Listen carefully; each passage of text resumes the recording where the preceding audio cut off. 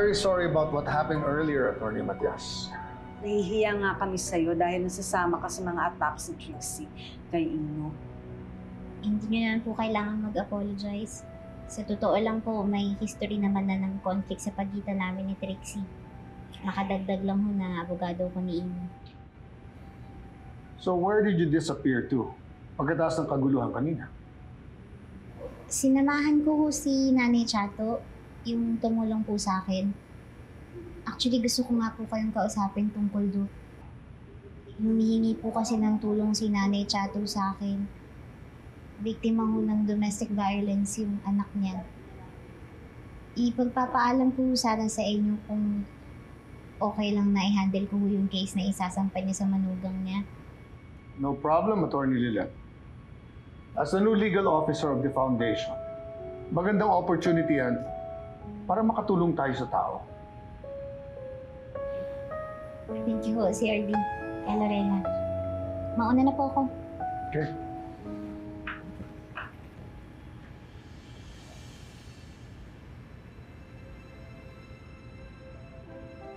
Bakit ang bilis mo yatang pumayag na i-handle niyo yung kaso ng matanda? I'm surprised na pumayag ka na yung isa sa mga top lawyers ng firm ay mag-handle ng pro bono case. It's a strategic move, Lorena. Ginawa ko yung para protektahan ang anak natin. I don't understand. Matalinong tao si Lilet. Kung tayo nga madali nating nabukong si Ino na may ginawang kalokohan. Siya pa kaya? So we might as well keep her busy para ma-distract siya at ma-divert ang attention niya away from our son.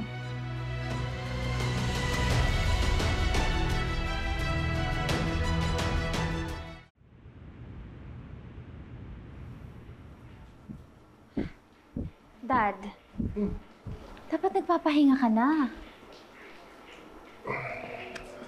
I'm fine. Mami mo nga, tulog na eh. Ikaw nga talagang sinadya kong kumustahin. I guess napanood mo na sa internet yung away namin ni Lilet. Hindi na pag-usapan na natin yan. Hindi ka dapat biglang mawawala at gagawa ka ng bagay na pwedeng mapahamak ka. I know. And I'm sorry. Ayoko naman na mag-worry na kayo ni Mom. Lalo ka na, Dad. Pero sobra na sila. Sinubukan naman natin manahimik eh. But then they get Mom's foundation. At ginamit pa nila yon para pagtakpan yung ginawa nila sa akin. Pero wag naman padalos-dalos ang kilos mo. Pwede mo naman kaming sabihan. Pag-usapan natin. Pwede ka namin damayan ng mami mo. Kaysa naman yung ganito, kami pa yung nag-aalala sa'yo. I'm sorry for being impulsive again. But I had to do something, Dad. Natalo man ako sa court, but that doesn't mean magpapatalo ako sa pag-remind sa kanila ng katotohanan ng pinagtatakpan nila.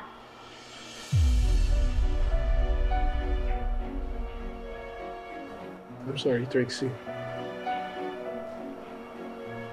I'm sorry sa pinagdadaanan mo.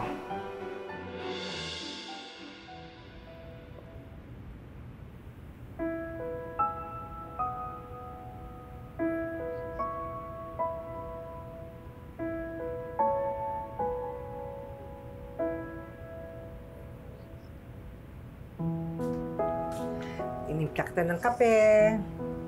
Thank you po, Tina. Mukhang puspusan yung pagre-review mo, anak ka. May bago ka bang kasong hahawakan? Opo, Tinang.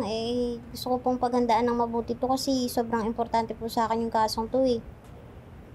Talaga? Bakit?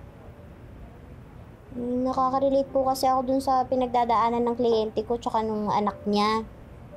Pinaampon po kasi ni Nanay Chato silang gay nung bata pa siya. Ang tagal po silang nagkawalay.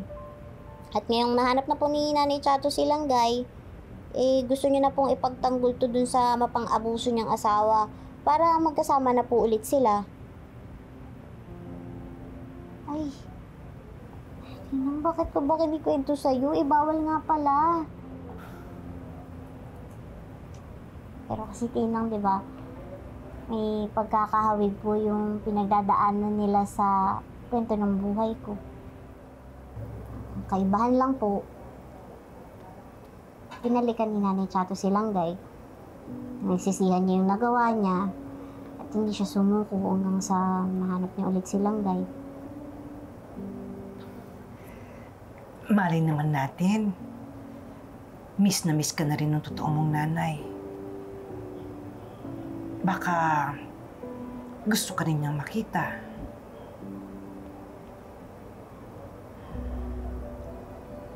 Alam niyo po, Tinang, kahit masaya at kontento na po ako sa buhay ko kasama kayo, sarap pa rin po sa pakiramdam na isiping hinahanap din ako ng totoo kong nanay. Kaya, determinado po talaga akong maipanalo tong kaso para ma-reunite ko po si Nanay Chato kay Langgay. Kaya kahit papano, matupad ko po yung pangarap ko sa ibang tao.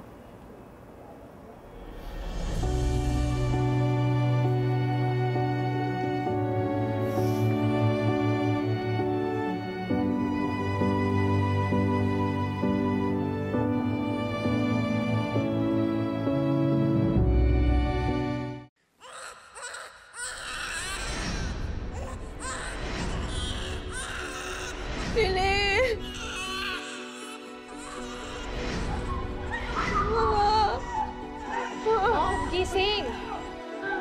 Mom! Mom!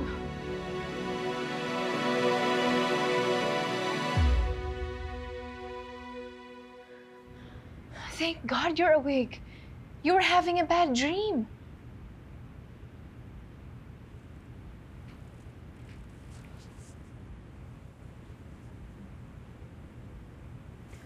Sorry if I got you worried, anak. Pero okay na ako. Are you sure? Gusto mo, dito na lang muna ako matulog para may kasama ka? I'm okay.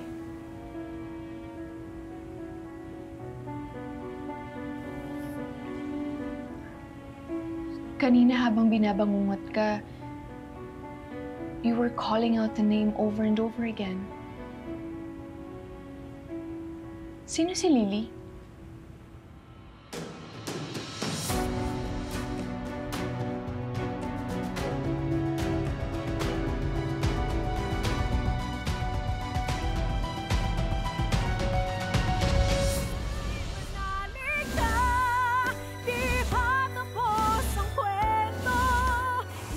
I offered my services sa kapatid ng biktima. Brace yourself, Lilette, dahil ako makakalaban mo sa korte. I wouldn't hit rock bottom kundi dahil sa'yo, Lilith.